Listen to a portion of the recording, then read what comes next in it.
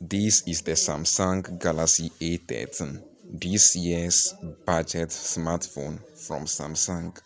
It has two variants, a 4G one like we have here, and there's also a 5G one with a different processor. Is this the budget smartphone to get and save a little money in 2022? Let's find out in my Samsung Galaxy A13 review. The Samsung Galaxy A13 looks quite nice. It has a plastic unibody which looks a little like glass. Unfortunately, it's quite slippery and keeping it clean of smudges and fingerprints is a constant battle.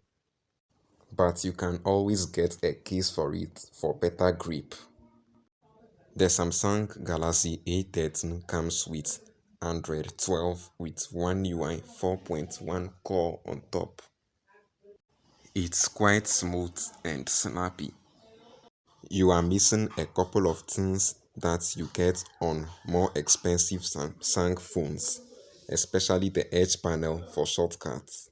Though this isn't the end of the world, you still get the core features like the theme store, split screen, and the game launcher.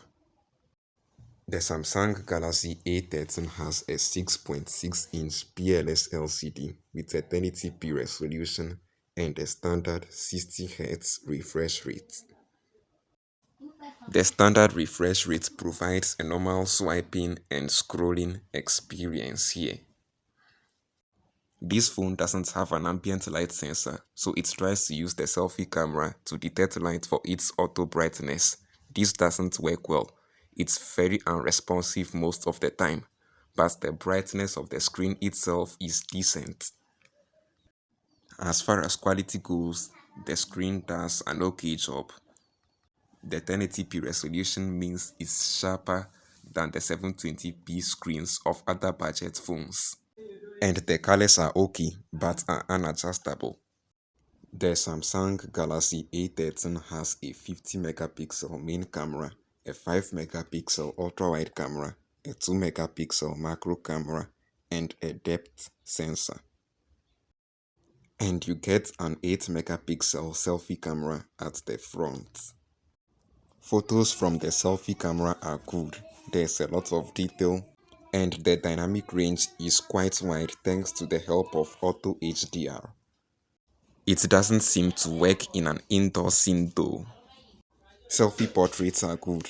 The subject's face is well exposed. There is no HDR in this mode though.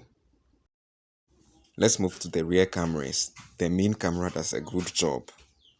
You get a lot of detail, colors are nice, and the dynamic range is wide. Portraits are good, with great subject separation and background blur, and the subject's face is well exposed. Again, there is no HDR, so you may end up with an overbright background. Photos from the ultra-wide camera are just alright. You get the desired wide field of view, and the photos are bright enough, but the detail level is less here due to the lower resolution. And straight lines will appear curved towards the edges of the frame since there is no distortion correction.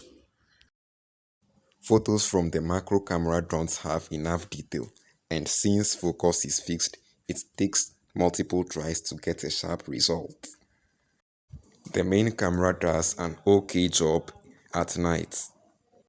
You get an okay level of detail and brightness, but the dynamic range is limited, and there is no night mode. As expected, the ultra-wide camera struggles even more in these conditions. When it comes to video recording, the Samsung Galaxy A13 is limited to 1080p at 30 fps, and there is no stabilization. Footage from the main camera looks good, with decent colors and dynamic range. Footage from the ultra-wide camera is also usable, but the quality is lower here.